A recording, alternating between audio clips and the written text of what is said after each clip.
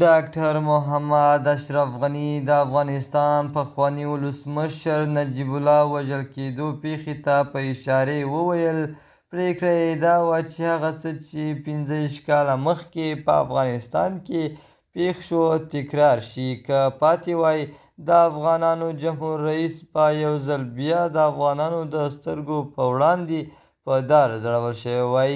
په سلامونه مو ورکړی کوم د AFG نیوز چینل درنو لیدونکو سلام ستړي مه شئ وخت مو په خیر پام مو راګرځوم د دې ساعت تازه او مهم خبر ته او په سر کې یادونه کوم ملګرو که مو چینل نه وي سبسکرایب کړی د تازه او مهمو خبرونو لپاره در سره AFG نیوز چینل په درنښت سره سبسکرایب کړئ.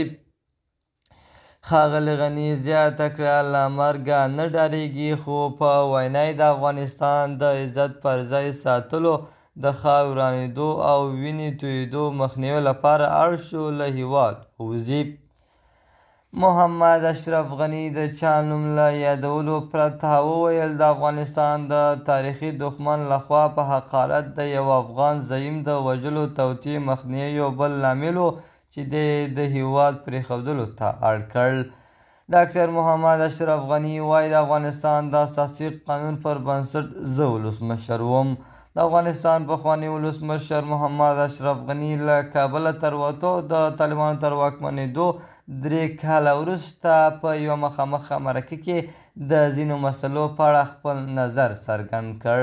ښاغلي غني بین سره مرکه کې ویلي د اساسي قانون پر بنسټ زه ولسمشر وم تر هغه چې د افغانستان خلک په قانوني توګه یو بل چاته واک ونه سپاري.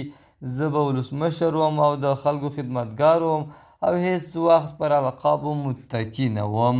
د AFG نیوز چینل درنو لیدونکو دا و زموږ د دې ساعت چمتو شوی خبر. تر بیا ښې چارې د الله په امان.